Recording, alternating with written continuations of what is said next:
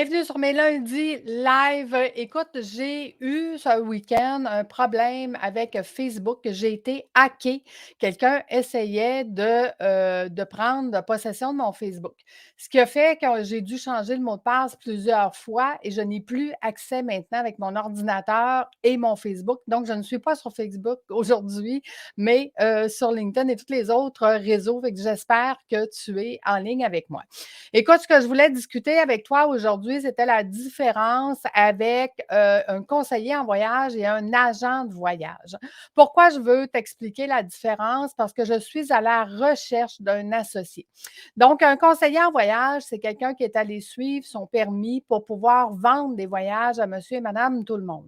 Un agent de voyage, c'est quelqu'un qui est capable de diriger une agence. C'est quelqu'un qui connaît l'administration, qui connaît la comptabilité, qui est capable de gérer une agence de voyage. L'agence de voyage étant l'agence qui a des conseillers en voyage et des agents de voyage à l'intérieur. Donc, moi, ce que je suis à la recherche d'un agent de voyage qui a l'expérience dans l'administration et la comptabilité. Bon, est-ce que ça pourrait être un conseiller en voyage qui a fait ça, mais qui n'est pas allé chercher son permis d'agent de voyage? Absolument. Mais ce que je recherche, c'est quelqu'un qui va devenir associé avec moi dans Voyage déductible. Parce que comme tu le sais, 2024, je m'enligne pour faire 30 voyages. Je ne peux pas gérer une agence quand je ne suis pas là.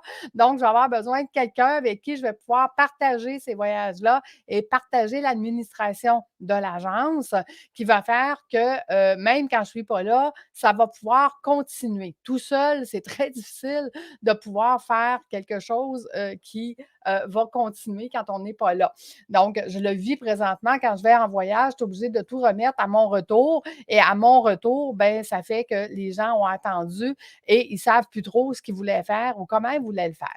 Donc, ce que je t'invite à faire, c'est que si tu connais quelqu'un qui pourrait être intéressé à devenir associé dans une agence qui est en pleine expansion et qui fait les choses différemment. Je te rappelle, hein, Voyage déductible, c'est une agence qui est spécialisée dans les voyages, formations en immersion. Donc, qu'est-ce que c'est des voyages, formations en immersion? C'est qu'on prend des coachs, formateurs, consultants qui ont des clients, des communautés et qui veulent faire leur formation en mode hybride. Je te donne des exemples, que ce soit Cindy d'Auteuil, avec qui je fais un voyage au mois de novembre, qui amène ses clientes en voyage pour leur donner une immersion par rapport à sa planification stratégique de comment vendre en ligne. Donc, ses clientes, à elles, sont spécialisées là-dedans. Ou que ce soit Carl Roussel, avec qui je fais un voyage au mois de décembre au Costa Rica, qui, lui, se spécialise dans comment shooter pour le million. Donc, ses clients sont des clients qui veulent aller plus vite dans leur entreprise, qui veulent atteindre un chiffre d'affaires d'1 million.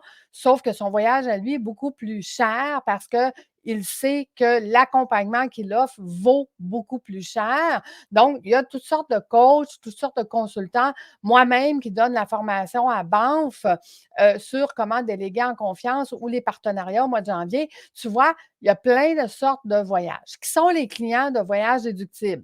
Ce sont soit des gens qui sont intéressés par les formations, donc je viens t'en expliquer quelques-uns, stratégiques, délégués en confiance, shooter pour le million, partenariat, soit des gens qui disent c'est déductible de mon entreprise, fort probablement déductible de leur entreprise, ils doivent valider avec leur comptable, mais j'ai tout mis en place pour que ça soit déductible, ou soit parce que la date leur convient, puis ils disent, ben moi, j'aimerais ça voyager avec d'autres entrepreneurs, être capable d'échanger, de me faire des amis, des partenaires, des associés pour certains mandats, pour certains projets que j'ai, des affiliés, peu importe. Donc, toutes sortes de partenariats. Donc, tu vois, il y a plein de sortes de clients. Mais moi, ce que je recherche présentement, c'est quelqu'un qui a de l'expérience comme agent de voyage au niveau de l'administration et de la comptabilité. Fait que si tu connais des gens qui se qualifient pour ça, je te demande de les taguer en dessous de cette publication-là pour qu'ils puissent, eux, venir me contacter et venir voir si éventuellement on pourrait faire justement une association.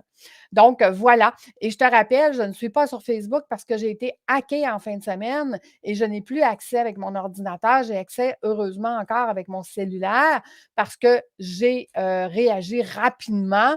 J'ai été avisée rapidement que quelqu'un essayait de se connecter. Donc, ce qui a fait que j'ai été capable de les arrêter avant qu'ils prennent possession de mon Facebook. Ceci dit, au niveau justement de la sécurité, heureusement que tout mon système est sécurisé, ce qui fait que les clients qui me donnent leur confiance, ben, il y a pas de souci. Tout est sécurisé par une compagnie externe qui fait que ça, de la sécurité informatique. Parce que de plus en plus, du hackage, il y en a sur nos comptes, sur nos ordis et sur toutes les choses. Donc, moi, tout est sécurisé. J'en suis très, très contente. Donc, voilà, c'est ce que je voulais te partager aujourd'hui. Quelle est la différence entre un conseiller en voyage, un agent de voyage? C'est quoi le rôle d'une agence de voyage? Puis moi, ben, j'ai besoin d'un agent de voyage. Fait que je te remercie d'avoir été là et je te dis à bientôt. Donc, bonne journée tout le monde. Au revoir.